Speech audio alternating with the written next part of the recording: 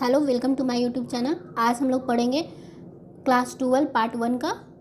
Class 12 में accounts में पढ़ना है और पार्ट 1 का what are the sources of business finance. Business finance का स्रोत क्या होता है। तो there are a number of methods of raising business finance. बहुत सारे नंबर ऑफ तरीका है बढ़ाने के लिए बिजनेस फाइनेंस का। ठीक है, फर्स्ट है इश्यू ऑफ शेयर, शेयर को इश्यू करना। Issue of share is the most important methods of raising long term capital for company. Issue करना, शेयर का जो इशू करते हैं हम लोग, वो एक बहुत महत्वपूर्ण तरीका है रेजिंग करना लॉन्ग टर्म कैपिटल कंपनीज के लिए। कंपनीज कौन सा कंपनी? रिलायंस, टाटा, बिरला, कोई भी company. There are two types of share, दो प्रकार के शेयर होते हैं। पहला होता है प्रीफरेंस शेयर, सेकंड होता है इक्विटी शेयर। शेयर मतलब किस्त।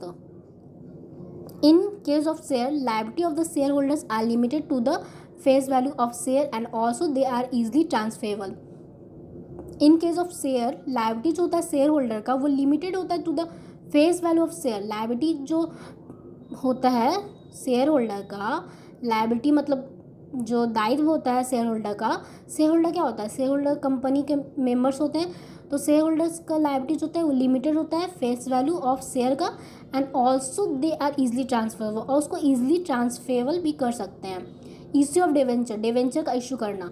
तो कंपनी जो है रेज कर सकती है फाइनेंस को by issuing debenture as securities of a specified face value. Company जो है फाइनेंस को बढ़ा सकती है इशूइंग करके डिवेंचर, मतलब फाइनेंस रेज कर सकती है, कैपिटल इंक्रीज कर सकती है। इशू डिवेंचर, एक document debenture the as securities of a specified face value. The rate of interest payable on debenture is fixed. जो रेट होता है इंटरेस्ट पेबल डिवेंचर का वो फिक्स होता है कि इतना मिलेगा एट ऑन द प्रॉपर्टी और assets of the company. Property उसका संपत्ति और एसेट्स, एसेट्स कंपनी का। एसेट्स क्या है कंपनी का? Land, building, plant, furniture, assets of the company fixed होता है। Company can raise finance by issuing debenture as securities of a specified face value. The rate of interest payable on debenture is fixed at on the property or assets of the company, which provide the necessary securities for payment। जो कि provide करता है necessary security for payment। necessary मतलब जरूरी security for payment के लिए। loans from financial institution, loans लेना financial institution, financial institution जैसे कि banks वगैरह। ठीक है, तो loans, long term and medium term loans can be secured by companies from financing institution like industrial finance corporation of India. जो लंबे समय और मीडियम टर्म लोन्स होते हैं उसको सिक्योर कर सकते हैं कंपनी के द्वारा, secured by companies for financial institution जैसे कि industrial finance corporation of India, industrial finance corporation of India से industrial finance corporation of India, industrial finance corporation of India से industrial credit and investment corporation of India, industrial credit और investment corporation of India and state level development corporation etcetera.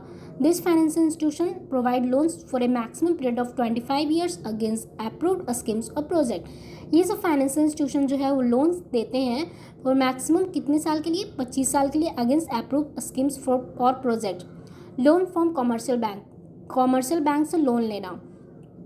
Medium term loans can be raise by company from commercial banks against the securities और property and assets. Medium term loans जो है वो बढ़ा सकते हैं company के द्वारा from commercial banks against securities और properties and assets. Medium term loans can be raise by company, जो मीडियम टर्म लोन्स जो होता है उसको बढ़ा सकते हैं कंपनी के द्वारा from commercial banks against securities और property.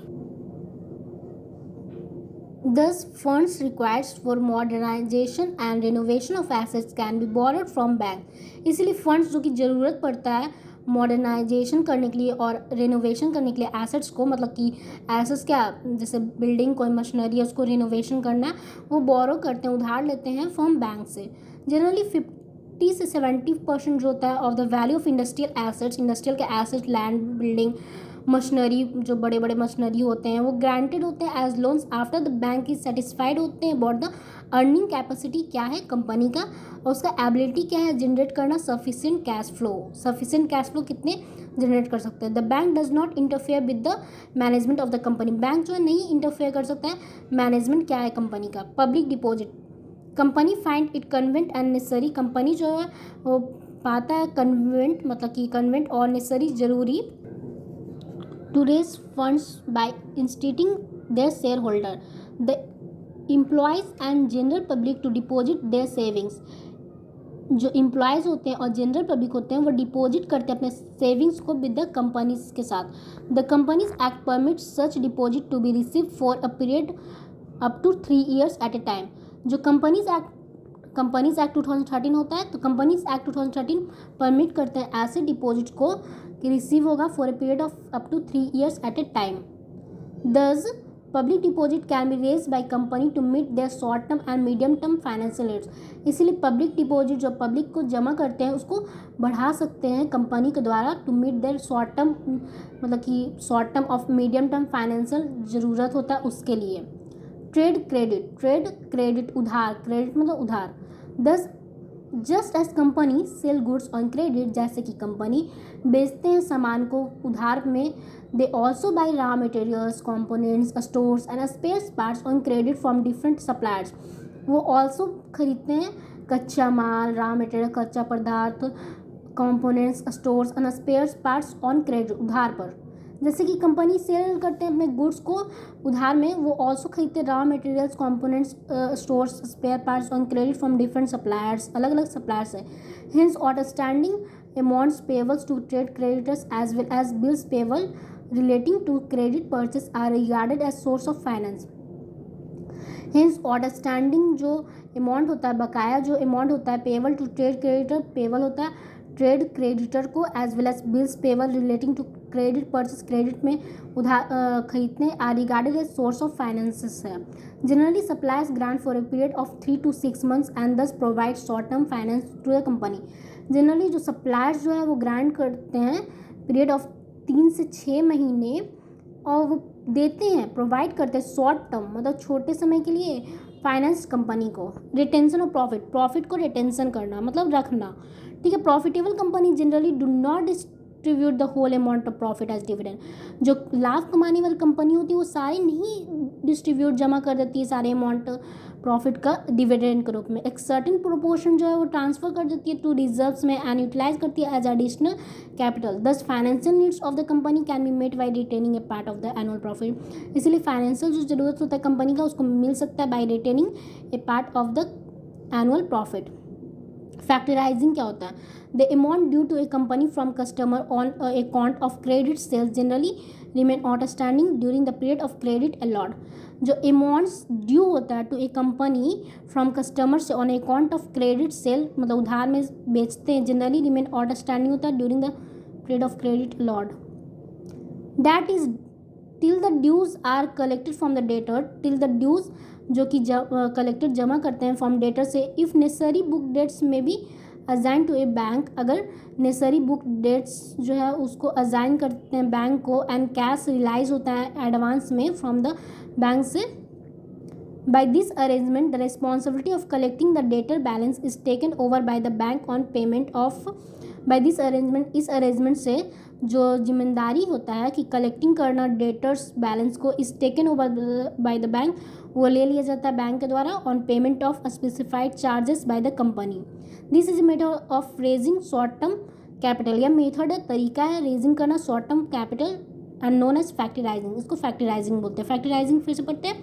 The amount due to a company from customer on account of credit sales generally remain outstanding during the period of credit allot, that is till the dues are collected from the debtor. If necessary book debts may be assigned to a bank and cash realized in advance from the bank.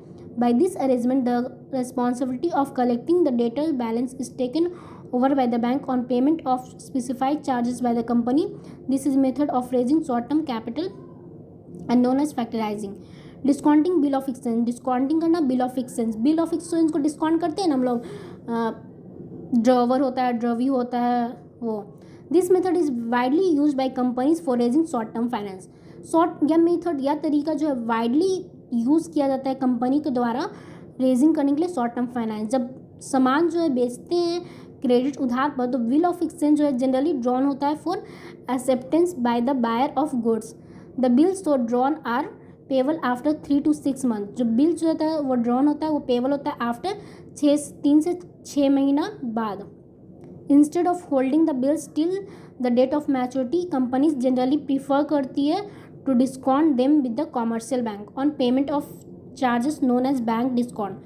Bank overdraft and cash credit, bank का ज़्यादा overdraft कर देना and cash credit, bank में ज़्यादा हम लोग निकाल लेते हैं अमाउंट, और कैश क्रेडिट कैश उधार.